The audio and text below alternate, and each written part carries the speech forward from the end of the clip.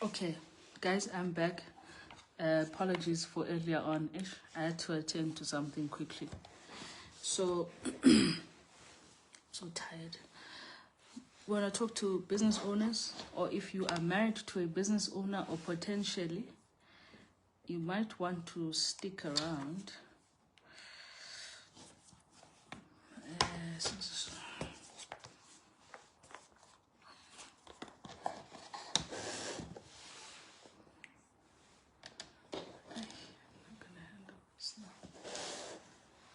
Business owners, what are you doing wrong? What should you be doing? So business owners nowadays, in fact, they've always been at risk. Business owners have always been at risk. So if you hear someone say to you, you should consider a holding company, you should consider a trust, you should consider moving your shareholding, they are actually telling you something that might save you in the future, right? Because there is a mistake that we make as business owners. One, you will have one business. This business will be an operational business, meaning it does everything, right? It brings the money. But now the mistake we make is that we then also purchase everything in this very same business. Now, mistake is that anything that happens in that business, the business is at risk of losing not only the money in its bank account, it's at risk of losing also the assets inside of that business. So we find it very difficult to separate. In fact, we don't think about it at all, that we need to separate our affairs, right? I'm going to make an example. There's a colleague of mine who is helping a certain lady to sue a business owner. So what happened here was this guy, he's a business owner. I'm sure many of you will know him. Don't have to call his name. This guy has a business, and this business has rental properties. Now, it so happened that one night, this guy that works as a security beat up someone who was there in that facility where that's being rented out, right? Now, after beating up this person, they beat this person to a pulp. Security guard beating, I'm not sure if the person is a tenant or was a visitor to a tenant, but they beat up that person inside of that rental property. Now, after the person was beaten up, they were taken to hospital and they are actually disabled because of that beating they got. Now, this is what's happening.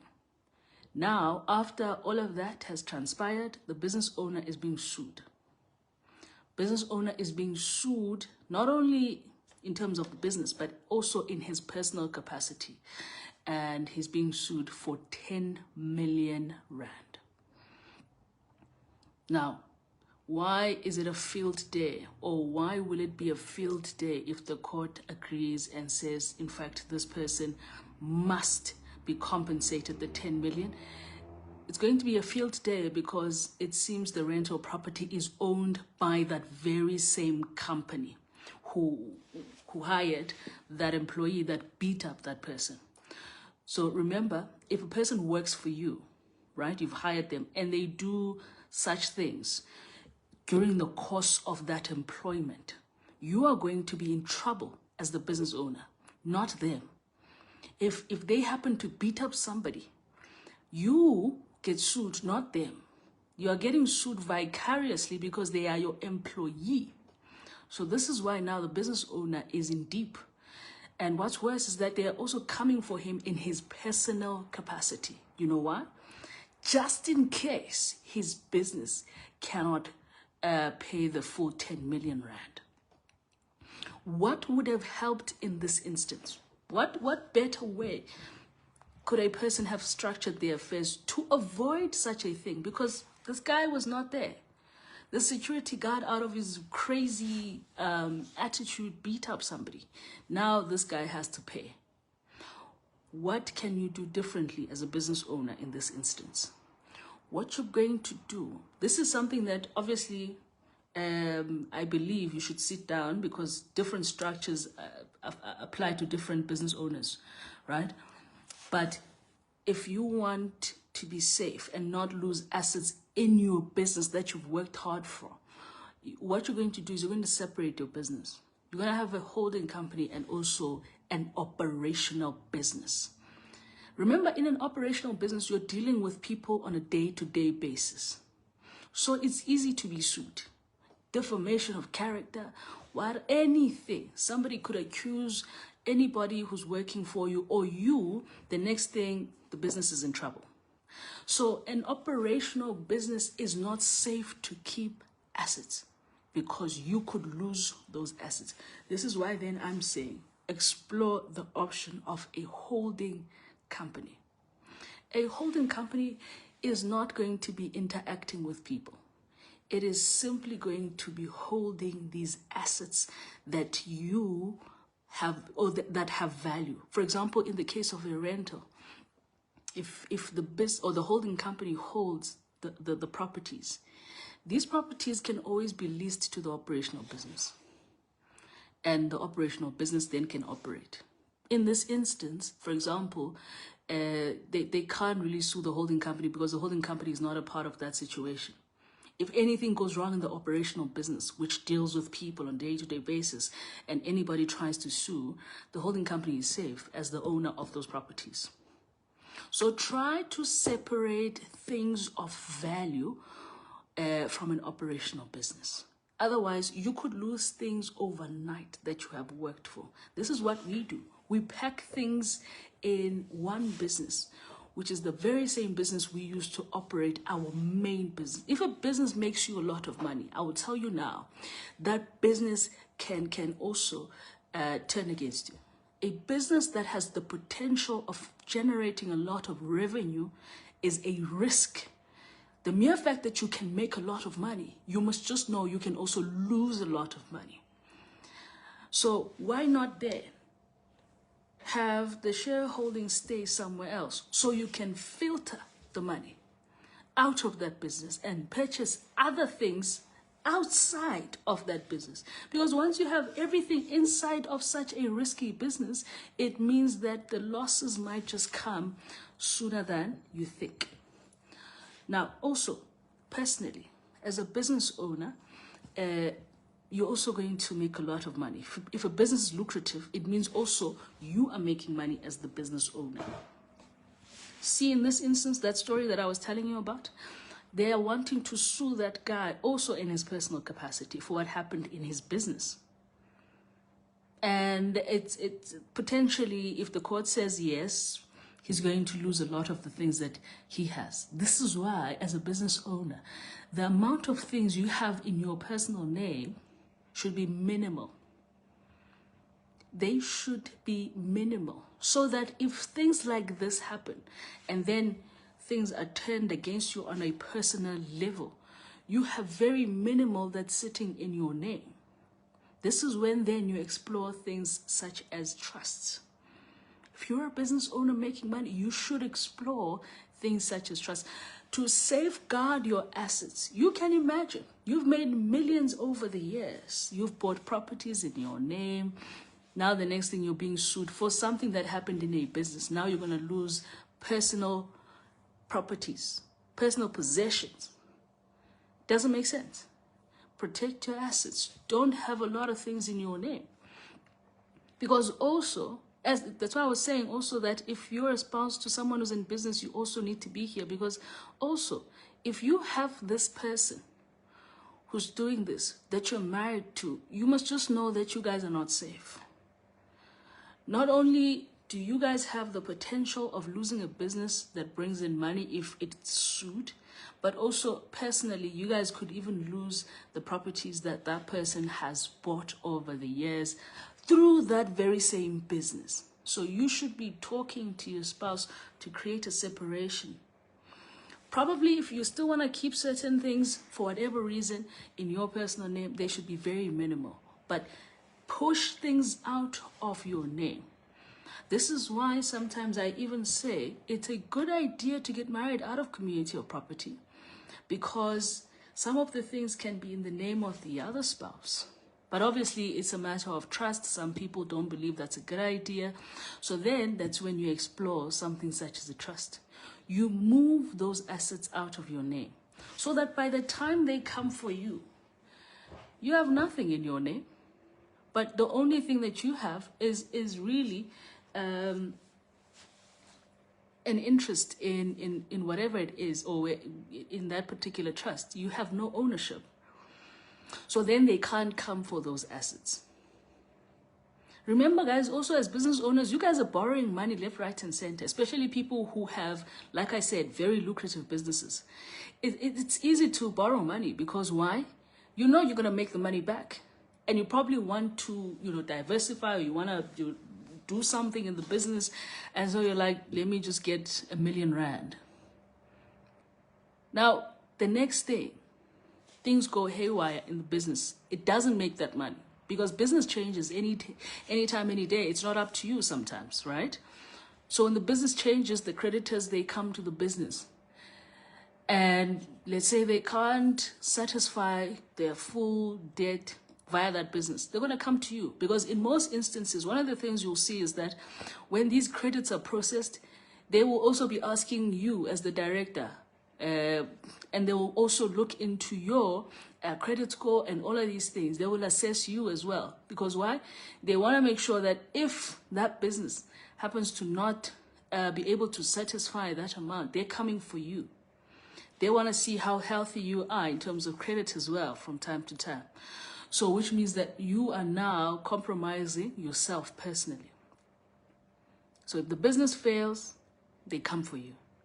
And if you are a spouse, on the other hand, you are working, you are also contributing to building assets, and you're married to this particular business owner in community or property, you must also know that you are in deep.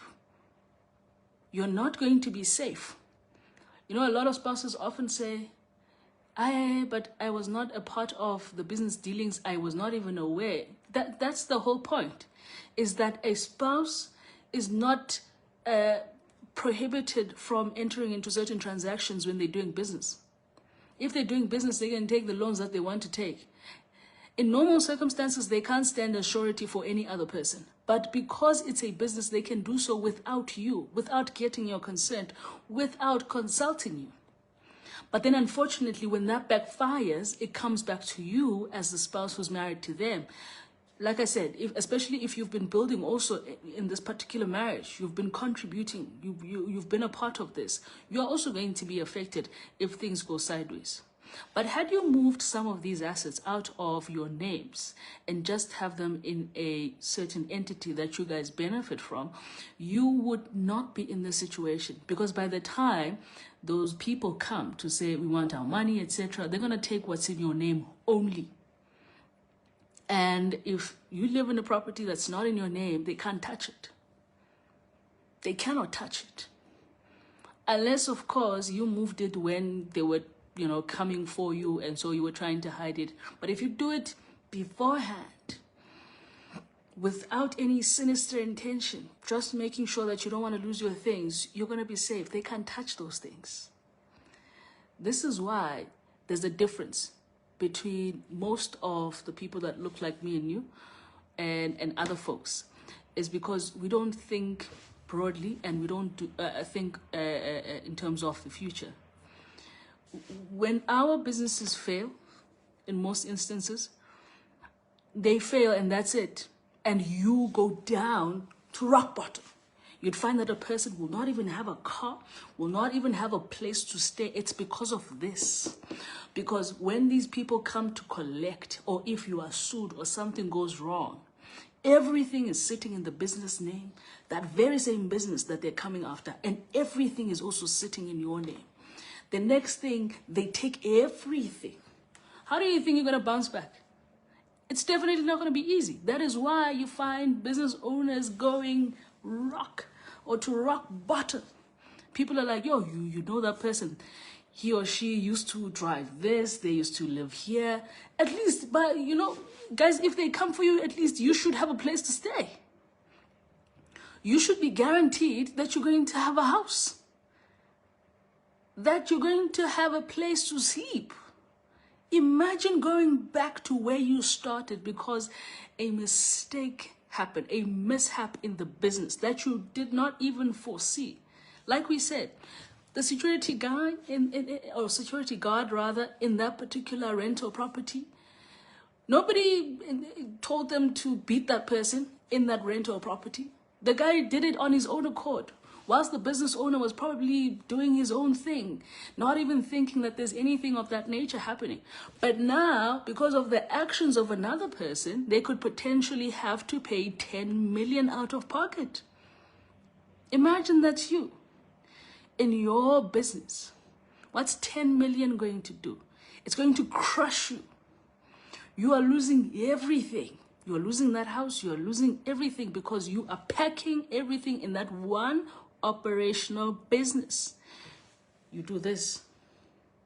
You spread yourself. You spread the things you have worked for.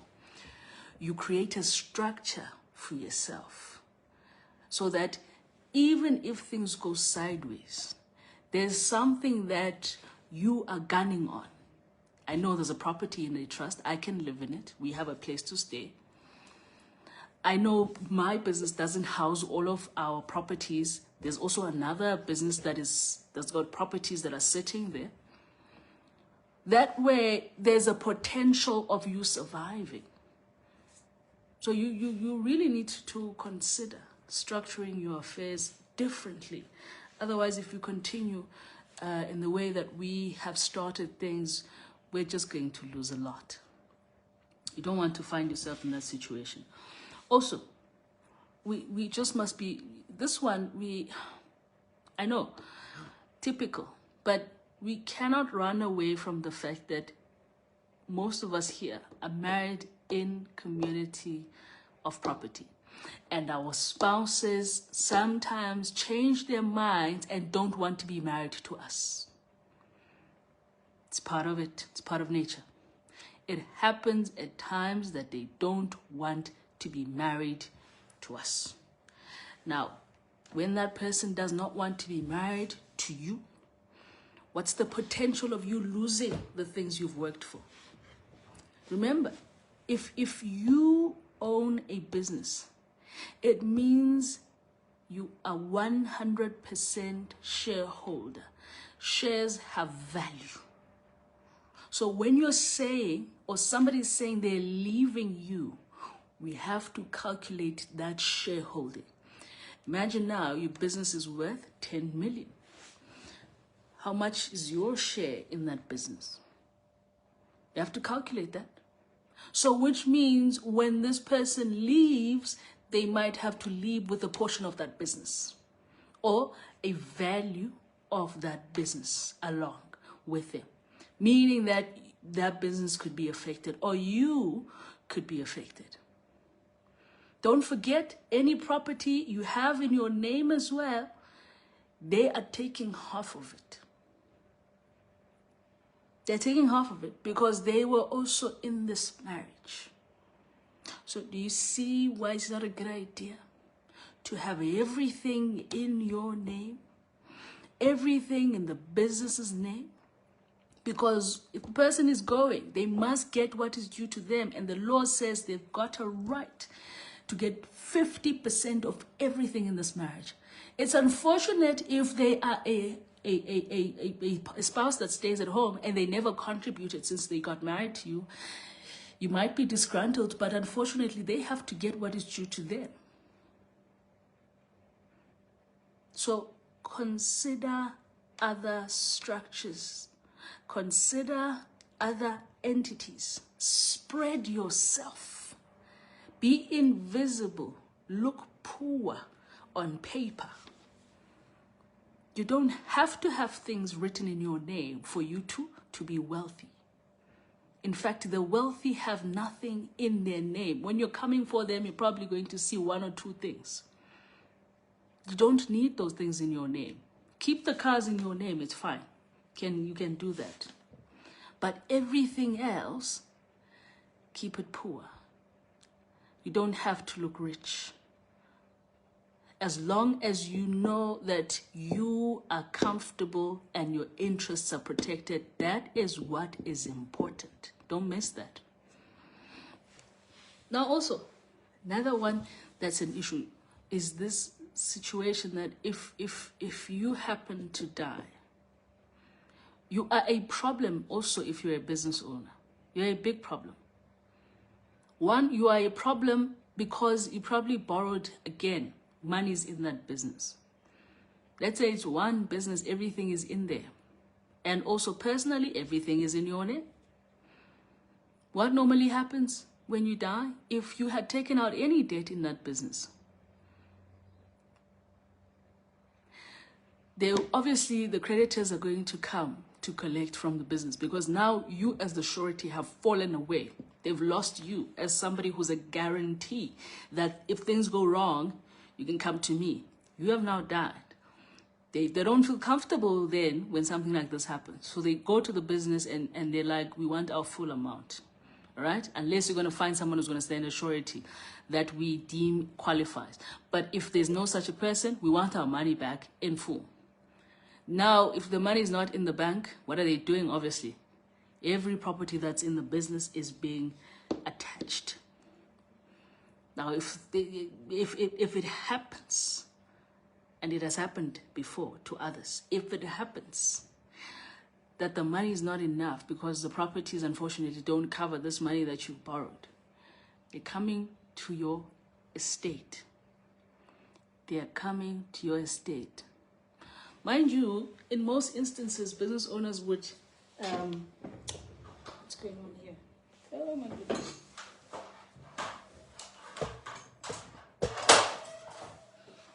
What am I doing? Guys, it's cold. I'm sorry. I'm now breaking the heat. So, like I was saying, in most instances, when business owners have these situations, they will have a will at times. But what upsets me the most is that you can tell that they did not have an estate plan. You can tell. You can tell simply because nothing makes sense here. They are leaving assets in their personal capacity to certain individuals. But then there is this debt that's in the business that they had stood a surety for that now cannot be settled, and now people have to move to their estate. Right? So I never understand some of the wills that people have. They'll be giving out things personally, but also will have debts coming. When you are going to draft a will, I say all the time, you're going to start with an estate plan. The plan is for you to ensure there are no loopholes. If there is a debt, this debt must not come and interrupt the bequests you're going to make. Because you're going to be leaving things to certain people, bequeathing this to this and that person. You cannot bequeath things whereas you are leaving debts unattended to. What does the law say? We start with debts. We don't care what you have written there. We do not care. What we care about is that creditors must get their money, whether you are alive or dead. Another issue that's also attached to this is people not thinking about that they have kids, minor children, in and out of marriages. They're not thinking about this, but they are making bequests, bequeathing everything. I bequeath this to that person. I bequeath what? That's the last thing we're going to look at. First and foremost, the children you made are not going to go hungry because you have decided to bequest or bequeath certain things to certain people. That's not important. The most important thing, one, are the people you owe must be paid, and the children you made must not go hungry. But you'd find that people draft wills that don't make sense. To me, it does not make sense, because how is it going to work? The first thing, also, I just have to tell you, do not go draft a will or draft a will in passing. That is the worst thing you can do.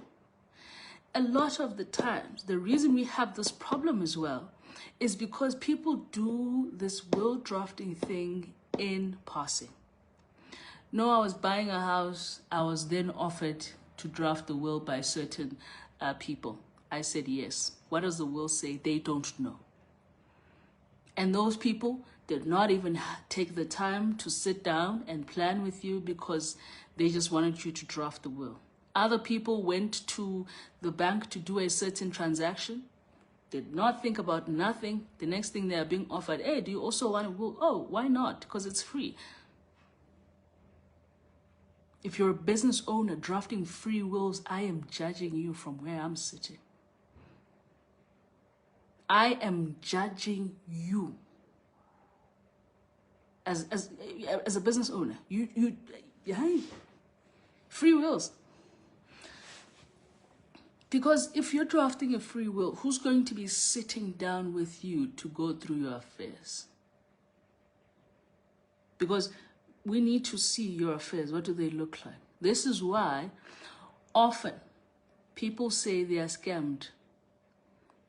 Scamming happens, right? It does happen, but some of the things are not scams. You know what happens? A person went to go draft a will, business owner, has a lucrative business, has a potential to survive. They go do what? They go draft the will. No estate plan is done. It's a free will, right? They draft a free will, they go home. The next thing, they die. Where they wait to go draft that free will, those people are automatically executors, because there's nothing such as a free will. There's nothing free in this world. You must just understand. Those people automatically are now executors. What do? They sell the most lucrative thing that your family was relying on, the business. They sell it. People are like, what is going on? They don't understand whether they're going forward or backward. They sell, they do what they want, they don't. The next thing, people are like, we were scammed. It looks like a scam because it was not properly planned. It does look like a scam. Some people are shocked when they see houses get sold. Why are these people selling a house that was owned by the deceased? I mean, you'll find the answers to those questions later, but the sale is going to go through. It's because you just go and you do free wills because it's free, and you're not thinking, you're not present, you don't know the terms, you don't know how things are going to play out after your death. Big problem. Listen, if you want to be certain that things are going to go well after your death, listen, there's always going to be certain things that, come about. But if you want to ascertain that things are going to go well after your death, you must know to the T how things are going to work, how they are going to operate. Stop with the assumptions. As soon as you die, you must know, one, who's burying me? Where am I being buried? We move on. After the burial, I was providing for these people. That business was making money coming into my account, which I then would help or use to help my family. When I am dead, what happens? Where do they get this money from? Is the business being sold in entirety, or is the business going to continue? And if it's being sold, where are the proceeds going? Who's going to have control of those proceeds? And those proceeds, how are they going to get to my family? How much will they need? And how long will it take for these proceeds to be accessed by my family? What are the different options? Do they get them once off? Or is there a time period that they're going to get access to these funds? How is this going to work? You must have details. Because once you leave gaps, those gaps are the problem.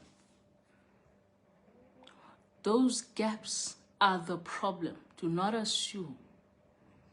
If you know that you are responsible for taking care of human beings, you have to plan to the T. This is why people have headaches. I also get tired sometimes of having these meetings because our brains just get fried all the time. Because now we need to know how things are going to work step by step after people have died. You need to get to that point of uncomfortability. If you go to draft the will and your head does not spin, something's wrong. It must spin because you're stressed about the different options of how your money is going to be utilized by your family, or rather accessed or inherited by them. It should stress you out because every option has more like a negative aspect to it.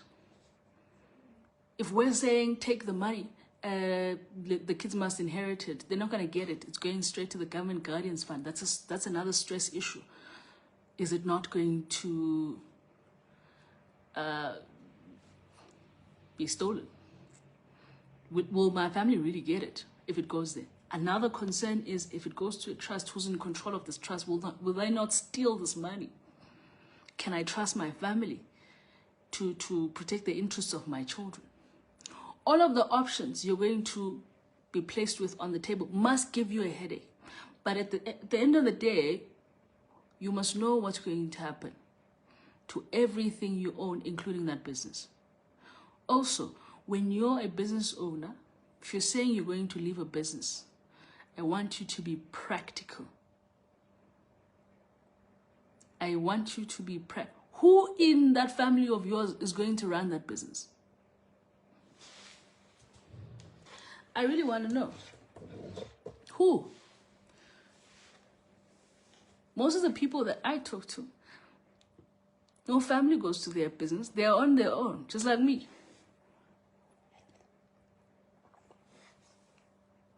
So if you're saying you're leaving a business for them, how are they going to run it? What do they know about it? Have you taught them how the business operates? Have they seen the books of the business? Do they see the day-to-day running of the business? Because you cannot say you're leaving a business for them because you might just be leaving a liability for them. Because what do they know about that business in the first place? Right now, who is going with you to the business on a day-to-day basis? Does somebody come when they're on holiday? Does your spouse come to support you? Do they know how that business works, or rather, do they just accept the money? Because then this is going to influence your decision of whether this business should be left as is or something must be done to the business, at least to safeguard the interests of your family. Sometimes we're not practical. I want a business to survive and my family, can continue it. This business has a lot of money. But then who's going to run it? Who? Because also, the way in which you guys don't structure your businesses, you leave it in the hands of your family. Next thing, your family is the one that must inherit the shares. The family must now appoint a director of the business. They appoint their favorite uncle. Their favorite uncle runs the business to the ground. Who's going to run it? they choose someone that they like. Go run that business. The person next thing runs the business to the ground. Would it not be better to sell that business after you die?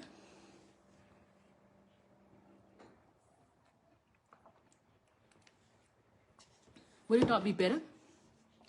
Or can we then put this business somewhere else so that it's in the control of people who have a working mindset? Although it's going to still benefit your family, these are the things you must be talking about. These are the things you must be thinking about as a business owner. I think the worst thing that we have normalized is us having businesses that work, that help our families go down the drain as soon as we die. Even people have now started coming up with these terms. What do they say? They say you left with the lack of the business. There's no such thing. You did not leave with the lack of the business. You left people who had no knowledge of the business to run that business. What were you expecting? What were you expecting? How should it function? They don't know the books of the business. They don't know who's who in the business. They don't know which side is what. They know nothing. Because when you go to that business, you go on your own. This is also the worst thing. I don't understand why we cannot take our children to those very same businesses to expose them. Instead, we train them to go and make other people's businesses big. I don't understand. You've got prospective prodigies in your house. You have never, not once, taken any of your kids to say, we're going to go to the business today. I'm going to show you the different departments. You're going to see who heads a certain department. You're going to help me do the books today. You're going to see how they work in a certain department. Oh, since it's a holiday, you're going to do some admin there. We can make some money. Why are we not doing it? The next thing, your child, you have a business, lucrative, but they're not working for you. You train them. You train them to go work for somebody else in another family business. Then you get upset when your child tells you that a child of that family who does not have the qualification heads them in a certain department. Where's the anger coming from? You shouldn't be angry, because you could be doing the very same thing to your very own child. Those people are pushing a family business. You are pushing a soul business.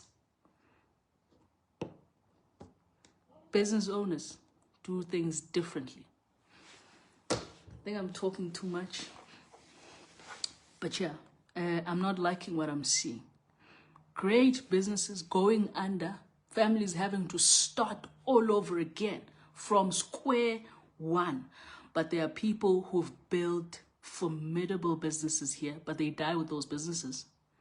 Because one, we don't do proper planning. Two, we don't incorporate our families in this business. And three, we don't want to know what's going to happen after. We have ideas. We are hopeful. Now I think my family is going to be able to run it. Who in that family?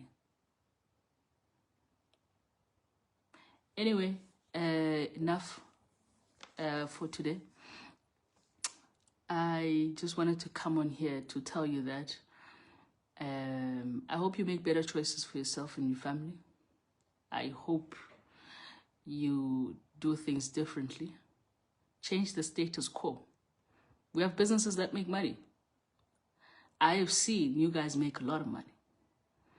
So you could do a lot of good things if you incorporate different habits. I will see you some other time.